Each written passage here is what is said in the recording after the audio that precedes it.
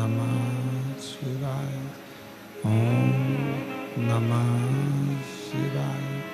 विश्वनाथ भगवान की जय। महाकालेश्वर भगवान की जय।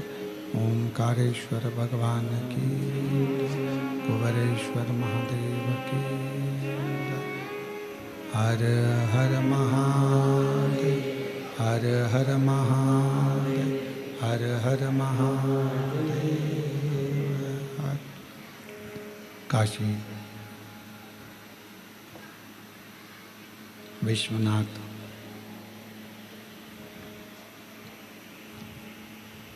ओगरदानी त्रिकालदर्शी कैलाशी अविनाशी भगवान शिव, जिनकी पुनित पावन पवित्र, इसको बंद कर दो, इसको इसको इसको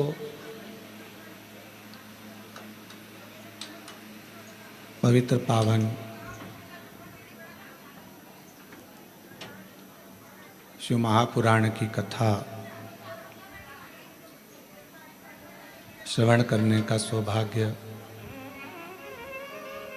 बाबा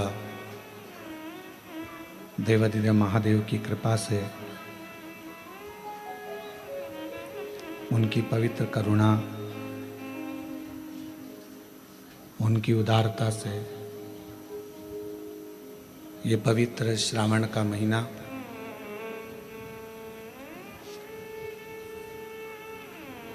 जिस पवित्र महीने में बाबा देवाधिदेव महादेव की कृपा से, करुणा से ऑनलाइन शिव महापुराण की कथा श्रवण करने का सौभाग्य प्राप्त हुआ है। ये कथा ऑनलाइन कोरबा छत्तीसगढ़ की पवित्र धारा से आप और हम श्रवण करने के लिए बैठे हैं। कथा के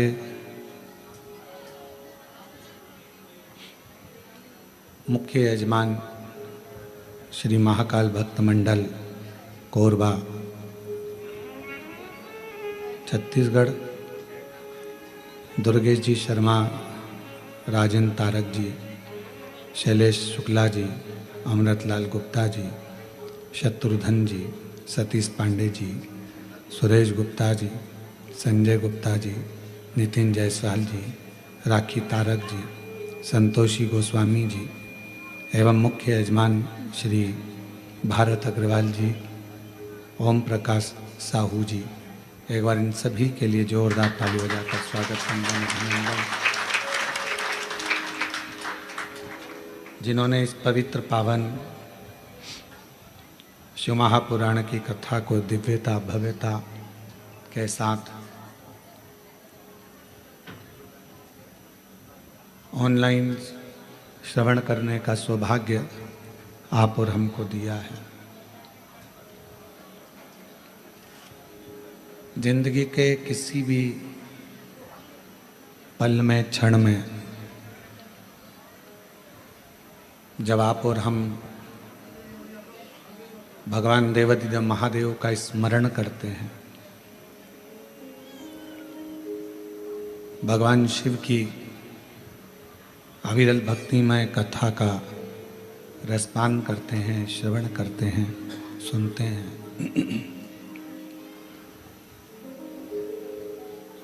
तो हमारे जीवन में कोई बदलाव जरूर आता है।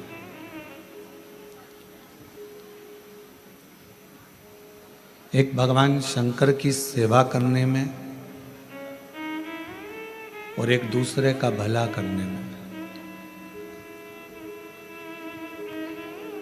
धन की, तुम्हारी संपदा की, तुम्हारी सत्ता की या तुम्हारे वैभव की जरूरत नहीं होती।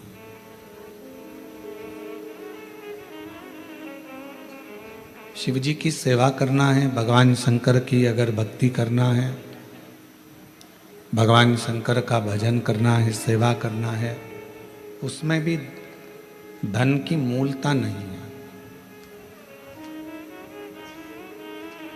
और आप किसी का भला कर रहे हो, उसमें धन नहीं, तुम्हारे निर्मल मन की, अच्छे मन की जरूरत होगी। शिव सेवा में भी भगवान शंकर की सेवा करने में या भगवान शंकर का स्मरण करने में भी मन चाहिए, और दूसरे का भला करने के लिए भी मन चाहिए।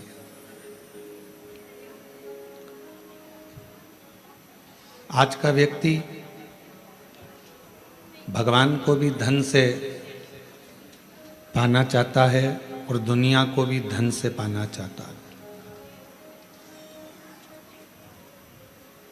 पर शिव महापुराण की कथा कहती है, अगर किसी को धन से पाओगे तो वो जल्दी से जल्दी छूट जाएगा। धन से पाया हुआ बहुत टिकता नहीं है, पर यदि कोई मन से आपके बीच में है, कोई मन से आपसे जुड़ा हुआ है, कोई मन से आपके संग लगा हुआ है, तो वो इतनी जल्दी हार मानने वाला नहीं होता। वो आपकी आखिरी मंजिल तक आपका साथ निभाने वाला होता है।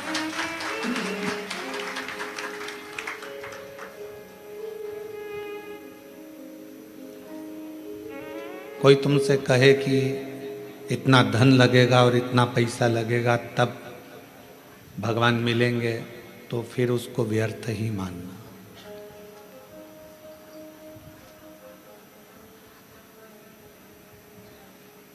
कोई तुमसे कहे कि इतना पैसा लगेगा और आपको आशीर्वाद मिल जाएगा, तो आप उसको व्यर्थ ही मानना।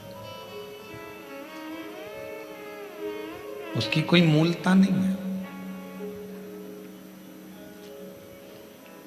हम अपने व्यासपीठ से, अपने इस व्यास गादी से हम बार बार कहते हैं, अगर कोई तुमसे हमारे लिए भी कहे कि सियोर वाले महाराज जी का हम आशीर्वाद दिला देंगे लगेगा, समझ लेना पक्का झूठ बोल रहा है। क्योंकि हम 4 दिन तो मिलते ही नहीं हैं। 5वें और 6ठे दिन जो आता है उससे मिलना हमारा कोई उसका शुल्क नहीं रहता, कोई धन नहीं रहता, कोई संपदा नहीं रहती। केवल आप आए और आपका और हमारा मिलना हुआ, 2 क्षण आपका आशीर्वाद हुआ और उसके बाद आप जाए। पर कोई संपदा, कोई धन से ना परमात्मा मिलता है और ना गुरु मिलता है। वो कोई और गुरु होंगे जो तुमसे पैसा लेकर तुम्हारे पास में समय 1-2 घंटे का, आधा घंटा का दे देंगे। हमारे पास इतना समय भी नहीं हम आपको आधा घंटा दें।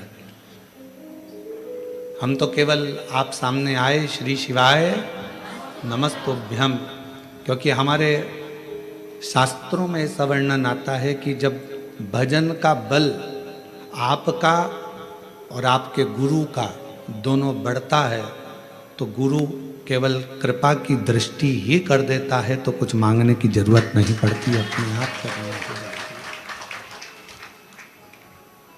किसी का भला करना है, उसके लिए धन है आपके पास में कि नहीं है, उसकी महत्वता नहीं।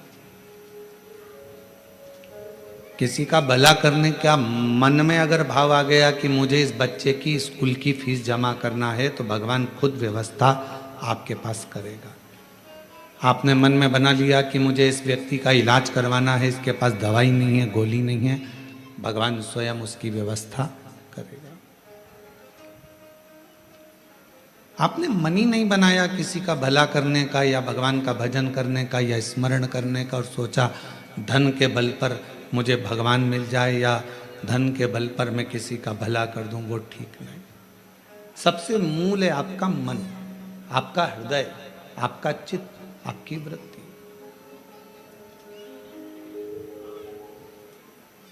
और भगवान शंकर को मानने वाले जितने भी शिव भक्त हैं,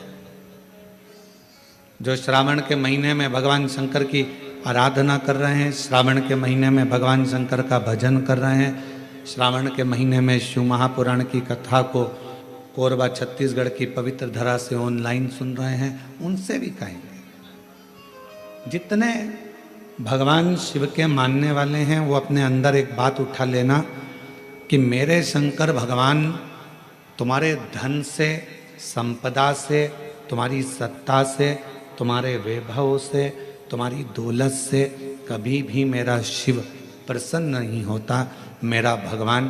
तो तुम्हें जो निशुल्क एक लोटा जल मिला है, बेलपत्र वृक्ष पर निशुल्क मिली है, और जल की धार और बेलपत्र एक चढ़ाकर आप बाबा को अपना बना सकते हो, शिव को अपना कर सकते हो।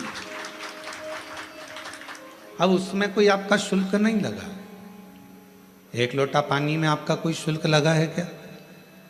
अपने घर का लोटा, अपने घर का पानी, यहाँ तक शिव महापुराण ने कहा कि मंदिर का पानी भी नहीं उठाना, मंदिर का लोटा भी नहीं उठाना, अपने घर से लेकर जाओ, अपना दर्द सुनाने के लिए, अपने मन की बात भगवान को कहने के लिए अपने साथ अपना जल लेकर जाए।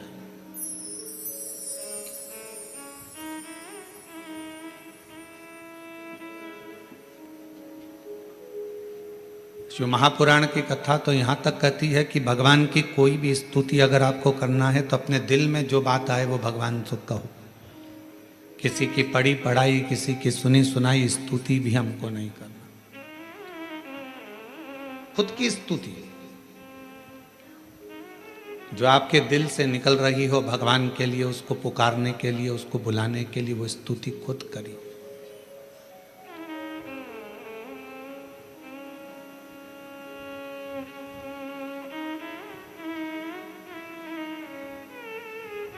हम ये भी नहीं कहेंगे कि आप हम जैसा विधान बताएं वैसा करो, या हम जैसा आपका दिल करे आप वैसा करिए, शिव को रिझाने के लिए। कड़प एक ऐसा भील वन में रहने वाला, उसके पास में कुछ भी नहीं था, केवल उसने गांव के किसी व्यक्ति को पूजन करते देख लिया था और वो भी पूजन करना प्रारंभ कर दिया। पांव से तो उसने जलाधारी के आसपास में पड़े हुए फूल पत्ती को हटाया, मुंह में भरे हुए पानी को शिवजी पर चढ़ाया, जो उसके पास में मांस आदि था उसका भोग लगा दिया। अब उसकी साधना, उसका तप कितना बड़ा कि ब्राह्मण देव ने, पंडित जी ने भगवान शंकर के शिवलिंग को पिंजरे में बंद कर दिया था। पिंजरे की एक तान टूट गई लोहे की, शिवलिंग पर जाकर लग गई, शिवलिंग में से खून बहना प्रारंभ हो गया, रक्त बहना प्रारंभ हो गया। कड़प आया, उसने देखा मेरे शंकर भगवान का नेत्र लग गया, नेत्र में ये लोहे की तान लग गई, आंख फूट गई। हाथ लगाया, खून नहीं रुका, कपड़ा लगाया, रक्त नहीं रुका। तब उसने अपनी त्रिशूल से आंख निकाल ली और वही शिवजी के शिवलिंग पर लगा दी, वही। और भगवान शंकर उसी समय प्रकट हो गए। ना मैं तुझे जानता हूं, ना तू मुझे जानता है, केवल तेरी भक्ति। और इतनी विचित्र। कड़प से पूछा तुझे मांग क्या चाहिए? कड़प ने कहा बस इतना दे दीजिए कि संसार में रहने वाला कोई मनुष्य जिसको कुछ भी नहीं आता, आपका मंत्र भी नहीं आता, आपकी साधना भी नहीं आती, आपकी स्तुति भी नहीं आती, पूजन करने का तरीका भी नहीं आता, अगर वो आड़ी टेढ़ी भी पूजन करे, कैसे भी आपके मंदिर तक पहुंच जाए, बस आप जैसे मुझ पर कृपा करे हो ऐसी ही कृपा उस पर भी कर दो। ये कड़प ने मांगा।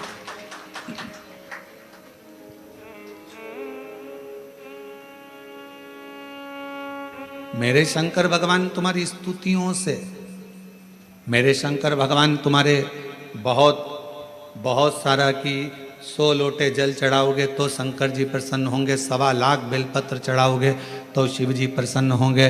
भगवान शंकर के लिए कड़क व्रत करोगे, कुछ भी खाओगे पियोगे नहीं तो शंकर भगवान प्रसन्न होंगे, या अपना घर छोड़ दोगे तो शंकर भगवान प्रसन्न होंगे, या भगवान शंकर को शहद चढ़ाओगे या शंकर भगवान को रस चढ़ाओगे, ये चढ़ाओगे तो शंकर भगवान प्रसन्न होंगे। नहीं रे भाई, शंकर जी को प्रसन्न करने के लिए एक तो दिखावा मत करना, आडंबर मत करना, भगवान शंकर को प्रसन्न करने के लिए कहीं से कर्जा मत करना। भगवान शंकर को प्रसन्न करने के लिए केवल तेरा दिल, तेरा मन हृदय से बैठ जाना और मुख से ओम नमः शिवाय, ओम नमः शिवाय, श्री शिवाय नमस्तुभ्यम का उच्चारण करना। जो तेरे पास में है वो शिव को समर्पित करना। जो तुझे बोलना आता है, जो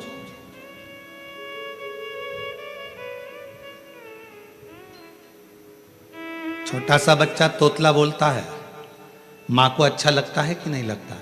बोलो, जम के बोलो, लगता है। छोटा सा बच्चा किसी से भी अगर तोतरी भाषा में बोलेगा सबको अच्छा लगेगा। तोतरा बच्चा, छोटा बच्चा गाली भी दे देगा तो सबको अच्छा लगेगा। वही बच्चा बड़ा हो जाए, बड़ा होने के बाद गाली बक दे तो लड़ाई हो जाए। तोतरा है, माँ बाप स्वीकार करेंगे, लोग स्वीकार करेंगे। छोटा है, सब स्वीकार करेंगे। शिव जी की कथा कहती है कि भगवान शंकर को रिझाने के लिए आपकी तोतरी भाषा से, आपके निर्मल मन की भाषा से, आपके हृदय की भाषा से आप शिव जी को जैसे रिझाना चाहोगे, शंकर भगवान जल्दी प्रसन्न होंगे। और अगर आप आडंबर से, दिखावे से, छल से परमात्मा को पाने का प्रयास करोगे तो शिव कभी प्राप्त नहीं होगा। उसको पाने का तरीका ही सहजता है। निर्मल मन सो मोहि पावा, मोहि छल छिद्र कपट ना बावा। भगवान को पाने का सबसे सुंदर तरीका है कि बस हृदय से उसको पुकार।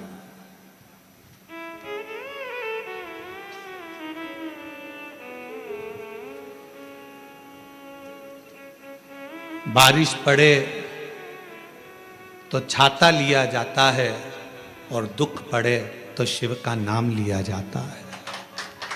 केवल जब दुख आए, तकलीफ आए, कष्ट आए, परेशानी आए, थोड़ा सा भी जीवन में अगर लग रहा है कि हमारी कष्ट की जिंदगी चल रही है, हमारे परेशानी का जीवन चल रहा है, उस समय पर शिव नाम लेना प्रारंभ कर दो। श्री शिवाय नमस्तुभ्यम कहना प्रारंभ कर दो। धीरे धीरे उसका नाम उच्चारण करना प्रारंभ कर दो। घर के दरवाजे पर श्री शिवाय नमस्तुभ्यम लिख दो। गाड़ी पर, बंगले पर, दुकान पर, जायदाद पर उसका नाम लिख दो कि अब हमारे बस का नहीं है, लोग हमको तकलीफ दे रहे हैं, कष्ट दे रहे हैं, अब दुनिया हमारे से नफरत कर रही है, पर मेरे बाबा तू मुझे निभा लेना। पूरी जमीन, जायदाद, मकान, गाड़ी, खुद सब कर श्री शिवाय नमस्तुभ्यम लिख दो, उसके सुप्रत कर दो। एक बहन ने एक पत्र लिखा था कल कि रुद्राक्ष क्यों पहना जाता है, तुलसी की माला क्यों पहनी जाती है। रुद्राक्ष पहनने का कारण क्या है, तुलसी की माला पहनने का कारण क्या है, क्यों रुद्राक्ष पहना जाए, क्यों तुलसी की माला पहनी जाए, उसका कारण क्या है। हम आपसे पूछते हैं, सब बोलना। एक कटोरी में शक्कर ले लो, ठीक है, उसमें तुलसी का थोड़ा सा दल डाल दो, क्या बन गया? जम के बोलो, प्रसाद बन गया। भोजन है, भोजन की थाली में जब तक तुलसी का दल नहीं डाला तब तक वो प्रसाद नहीं हुआ। तुलसी का एक पत्ता, थोड़ा सा दल भोजन की थाली में डल गया, क्या बन गया? प्रसाद। इतना बड़ा भगोना भरकर नुक्ति बनी है, सेव बना है, प्रसाद बना है, उसमें थोड़ा सा तुलसी का दल डाल दो, क्या बन गया? प्रसाद। अब शिव का प्रसाद कैसे बनता है? तो कहा भगवान के प्रसाद में जो सामग्री हो उसमें बेलपत्री डाल दीजिए, रुद्राक्ष का भाग उसके अंतर्गत, अर्थात भगवान शंकर स्वयं माँ महागौरी से कहते हैं, हे महागौरी, हे गौरी, हे महागौरी।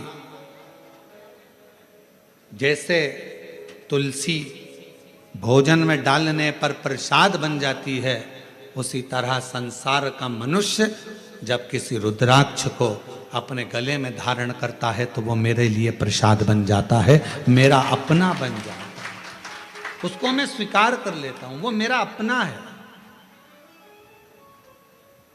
अब प्रसाद को आप लोग नाली में फेंकते हो क्या? प्रसाद को आप गटर में फेंकते हो क्या? प्रसाद को आप कहीं गलत जगह डालते हो क्या? नहीं, क्योंकि वो प्रसाद बन गया। गले में अगर रुद्राक्ष की माला आ गई, एक रुद्राक्ष तुम्हारे गले में लाल धागे में पड़ा हुआ है, तुलसी की माला तुम्हारे गले में पड़ी हुई है, आप भगवान का प्रसाद हो। अगर चलते फिरते मौत का किसका ठिकाना, मृत्यु का किसको भरोसा, कब प्राण छूट जाए। अगर हमारे गले में रुद्राक्ष पड़ा है, तुलसी की माला पड़ी है और हमारे प्राण छूट भी गए, तो हम वो प्रसाद हैं कि हमें नरक में नहीं पटका जाएगा, गलत जगह पर नहीं पटका जाएगा, हमको श्रेष्ठ जगह पर रखा जाएगा। प्रसाद को नाली में नहीं डालते, प्रसाद को गटर में नहीं डालते। रुद्राक्ष पहनने वाला, तुलसी की माला धारण करने वाले को गलत जगह पर नहीं भेजा जाता, गलत जगह पर। आप गले में अगर रुद्राक्ष धारण करते हो तो शिव का प्रसाद हो। और जितने शिव भक्त इस ऑनलाइन शिव महापुराण की कथा को आस्था चैनल पर श्रवण कर रहे हैं, फेसबुक यूट्यूब पर सुन रहे हैं और सोशल मीडिया पर इस कथा को अगर श्रवण कर रहे हैं, तो उनसे कहूँगा अपने गले में एक रुद्राक्ष अवश्य डालो। तुलसी की माला भी अगर है तो भी एक रुद्राक्ष जरूर डालो। क्यों? अगर गूगल पर सर्च करोगे, फेसबुक यूट्यूब पर सर्च करोगे, इंस्टा पर सर्च करोगे, तो उसमें आपको मालूम पड़ेगा एक रुद्राक्ष यदि हमारे गले में होता है तो हमारी बीपी, शुगर, थायराइड, इन सब को लेवल में रखता है। और वो ना शुगर बढ़ने देता है, ना शुगर घटने देता है, ना बीपी बढ़ने देता है, ना बीपी घटने देता है। एक रुद्राक्ष अपने गले में होना चाहिए।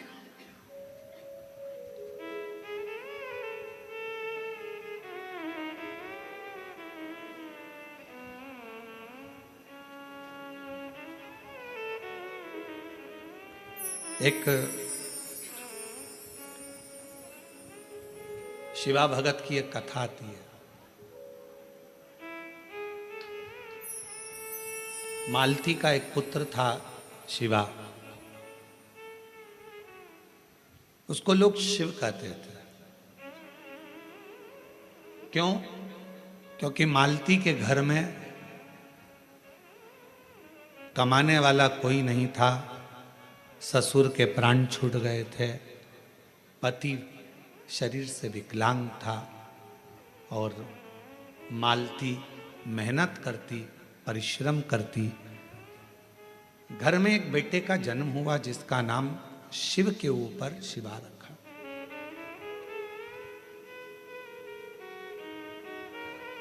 पति विकलांग है, पत्नी कमाने जाती है, मेहनत करती है, परिश्रम करती है।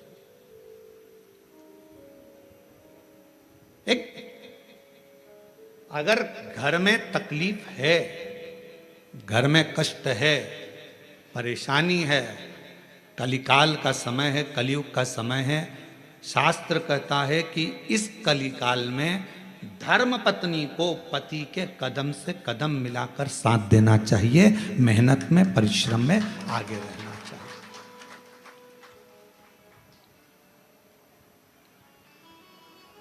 वो समय गया जिस समय पर नारी केवल चौके का काम करती थी और लोग गाली देते थे, अपशब्द कहते थे, ताना देते थे, वो घर में रह लेती थी।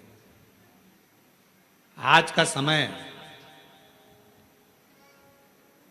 एक बेटी अपनी सेना को लेकर जाती है और पूरे पाकिस्तान को हिला कर आ जाती है। आज का वो युग है। आज का वो युग है कि एक बेटी पूरे पाकिस्तान को हिला कर आ जाती है।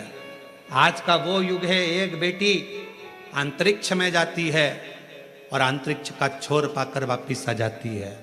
आज का वो युग है एक बेटी साइंटिस्ट बनकर पूरे साइंटिस्टों को ज्ञान प्रदान करती है। आज का वो युग है। आज की बेटी collector, SP, IG, DIG, commissioner और बड़े बड़े अधिकारी और मंत्री के पद पर बैठती है। आज का वो युग है। वो गया समय, एक कलिकाल का समय, कलयुग का समय। और ये किसने दिया? कोई तुमसे पूछे कि एक स्त्री को आगे करने का अधिकार किसने दिया, तो तुम कह देना भगवान शंकर ने दिया। कहां? तारकासुर जैसा असुर सामने था, विदल उत्पल नाम के असुर सामने थे, महिषासुर सामने था, और उस महिषासुर को मारने के लिए संपूर्ण जगत के देवता 33 कोटि देवता सामने खड़े हुए थे, पर महिषासुर नहीं मरा। आखिरी में विदल उत्पल को मारने के लिए भी मां जगत जननी जगदम्बा को आगे करा गया, और महिषासुर को मारने के लिए भी जगदम्बा को आगे करा गया। शंकर भगवान ने कितना सुंदर शब्द किया। पार्वती जी कहती हैं मैं आगे बढ़ूं, शंकर जी कहते हैं एक स्त्री पुरुष से ज्यादा बल रखती है, क्यों चिंता करती हो। एक लाइन आती है, तेरे भक्त जनों पर माता वीर पड़ी है भारी, दानव दल पर टूट पड़ो मां करके सिंह सवारी, सो सिंहों से बलशाली, अष्ट भुजाओं वाली, दुखियों के दुख लेने वाली, ओ मैया हम सब उतारे तेरी आरती। कितने सिंह, जम के बोलो जरा, फिर से लाइन बोलो, सो सिंहों से बलशाली, अष्ट भुजाओं वाली, दुखियों के दुख लेने वाली। 100 सिंहों से तू बलशाली है जगत जननी, 100 सिंहों से। आप जरा विचार करिएगा, किसी व्यक्ति को अगर संबोधित किया जाता है ये तो शेर है, मतलब वन ओनली एक, और बहू को सम्मानित किया जाता है 100 पे भारी है। बोलो सही है कि गलत है। एक व्यक्ति को संबोधित किया जाता है वन ओनली, शेर है, और अगर स्त्री को संबोधित किया जाता है तो कभी कभी सास भी कह देती है मेरी बहू तो 100 पे भारी। किसकी सुने, 100 पर भारी। इतनी बोलती है, इतना बोलती है कि 100 लोग बोले इतना बोलती है, इतना तेज है, इतनी तेज, पूरा मार्केट करके गाड़ी उठाए भुड़ भुड़ करके जाए, पूरा मार्केट करके 100 पर। बोलो बोलो सत्य है कि गलत है। संबोधन, अब किसी व्यक्ति के लिए ये तो शेर है, शेर ओनली वन, और वो 100 पूरी 100 भारी है। 100 सिंहों से बलशाली, अष्ट भुजाओं वाली, दुखियों के दुख हारे, ओ मैया हम सब उतारे तेरी आरती। अब 100 सिंहों के बराबर उसमें बल है। शंकर भगवान आज के युग में, कलयुग में, अगर स्त्रियां नारियां आगे आकर कार्य कर रही हैं, स्त्रियां आगे बढ़ी हैं, तो इसमें सबसे बड़ा योगदान, सबसे बड़ी कृपा मेरे देवादिदेव महादेव की है, जिन्होंने पार्वती जी को आगे करा, मां जगदम्बा को आगे करा। तू असुरों को मार सकती है, तो भद्रकाली बन सकती है, तो कुष्मांडा बन सकती है, तो स्कंदा बन सकती है, और एक समय ऐसा आए तो तू अन्नपूर्णा भी बन सकती है। याद करिए, जब पूरा विश्व भूख से बिलख रहा था, पूरा विश्व, अकाल पड़ गया पूरी सृष्टि में, तड़पने लगे लोग, पक्षी मरने लगे, पशु मरने लगे, मानव मरने लगे, कुछ नहीं बचा। शिव अखंड समाधि में डूबे हुए थे,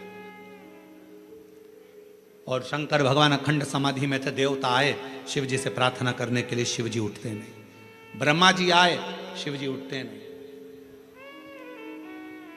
इंद्र आए, शिव जी उठते नहीं। अखंड समाधि में लगे भगवान देवादिदेव महादेव, उठने का नाम नहीं। नेत्र बंद, क्या हो रहा है मालूम नहीं। पर पार्वती माता से रहा नहीं गया। सूचना मिली पूरा ब्रह्मांड हिल रहा है, सब भूख और प्यास से तड़प रहे हैं। तब माँ अम्बा जगदम्बा माता पार्वती ने विचार करा, मेरे बच्चे ये संसार के लोग भूख से तड़प रहे हैं। तब मेरी माँ अम्बा जगदम्बा जी ने तुरंत अन्नपूर्णा का रूप धारण करा, भूमि पर चरण रखकर धान उत्पन्न किया।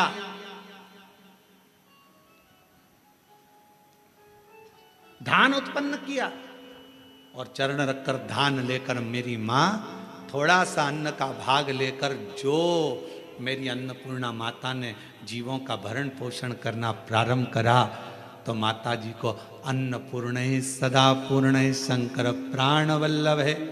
भगवान शंकर की प्रिया माँ जगत जननी पार्वती जी जगत का भरण पोषण करने वाली हो गई। भगवान शिव के नेत्र खुले, शंकर भगवान के नेत्र खुलते से ही उनको भी, जब बहुत हजारों वर्ष की तप साधना कर ली तो उठते से ही कुछ भूख से भाव में आई, भोजन का भाग मांगने के लिए स्वयं अन्नपूर्णा के दरवाजे पर चले गए। स्वयं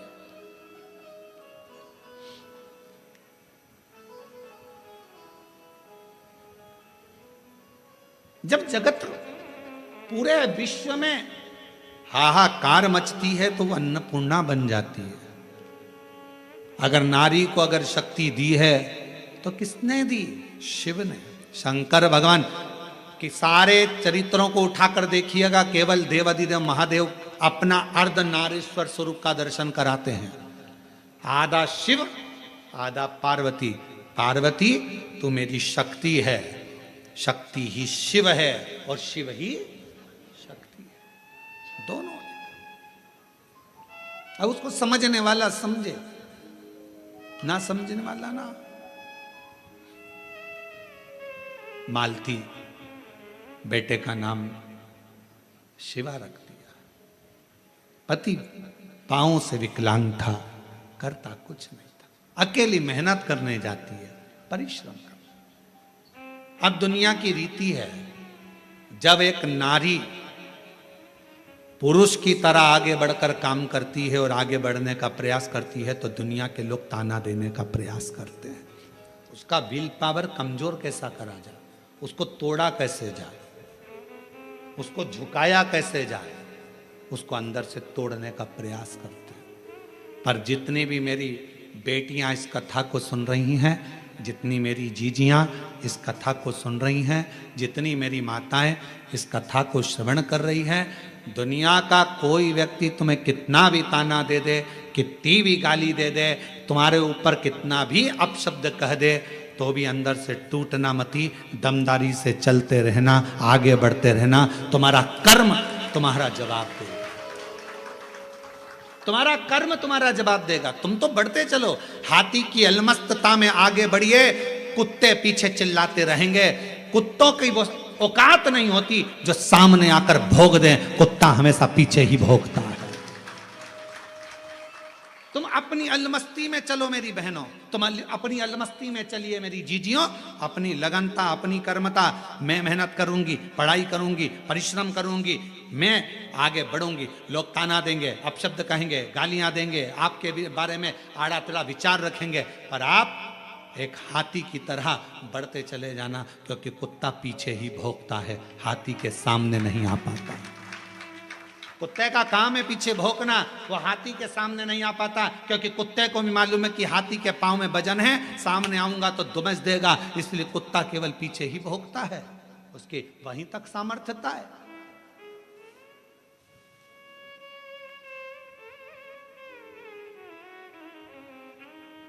एक बहन, एक बेटी, एक मां, एक स्त्री जब अपने कर्तव्य पथ पर चले, उसको सोचना नहीं चाहिए कौन क्या कहेगा। आग लगे बस्ती में, मस्ती में, क्या किसको रोइए सोइए, कौन कहेगा, क्या बोलेगा, बोले। हम तो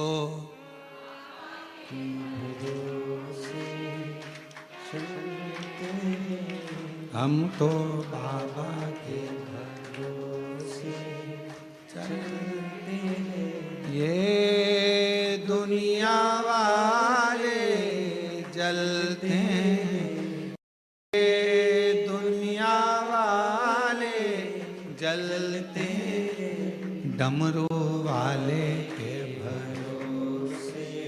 चल काशी वाले के भरोसे। अपनी मस्ती में मेरी बहनों, मेरी जीजियों, मेरी बेटियों, अपनी मस्ती में अपने कर्तव्य पथ पर आगे बढ़ो। गली गली में कुत्ता मिलेगा, क्या हाथी सबसे भिड़ता है? बोलो बोलो, जम के बोलो। गली गली में कुत्ता मिलेगा, क्या हाथी सबसे भिड़ता है? नहीं। हाथी को मालूम है, यह भोगता रहेगा, अपन बढ़ते रहेंगे, फिर अगले गांव जाएंगे, फिर अगली जगह जाएंगे, फिर चिल्लाएंगे। इनका फर्ज है चिल्लाना, क्योंकि पैदा ही इसलिए हुए हैं कि इनको चिल्लाना ही है। अपना कर्म, अपना कर्तव्य, अपने को आगे बढ़कर जाना, अपना कर्तव्य, आगे बढ़ते चलो, बढ़ते चलो। शिव कथा कर रही है। मालती ने विचार करा कि घर को चलाना है, बेटे का जन्म हुआ है, बेटे का नाम शिवा रखा है। शिव कहती है माँ। धीरे धीरे बच्चा एकांत रहने लगा, समय बीता। एक दिन माँ काम में लगी रहती, बच्चे को घर में जब भरण पोषण का कुछ ना पड़ा, कुछ भी, जिस जगह पर माँ काम करती थी उसी जगह पर उस बच्चे को काम पर लगा दिया और कह दिया मेरा स्वास्थ्य ठीक नहीं, सेठ जी मैं आपकी दुकान पर, आपके घर पर कार्य करने नहीं आ सकती, अब मेरा पुत्र है। ये कथा कोई पुरानी नहीं, इसी कलयुग की है, इसी कलयुग। आपके यहां ये मेरा पुत्र आएगा। छोटा सा लड़का, 9 वर्ष की उसकी आयु, सेठ जी के घर कार्य करने जाता तो सेठ जी का गांव बहुत दूर था। वहां से आता, बेटे को भय लगता, डर लगता, क्या करे। माँ के पास आकर बोला माँ, सेठ जी कभी रात्रि को छोड़ते अकेले जंगल में आने में मुझे भय लगता है। माँ कहती क्या भय? हाथ पकड़ा बेटे का माँ ने, शंकर भगवान के शिवालय में लेकर गई। शिव जी के गले में पड़ी हुई रुद्राक्ष की माला निकाली, माला निकालकर बेटे के गले में डाल दी और कह दिया केवल तू अकेला नहीं, तेरा महादेव तेरे साथ चलेगा, हर पल हर घड़ी हर क्षण रहेगा।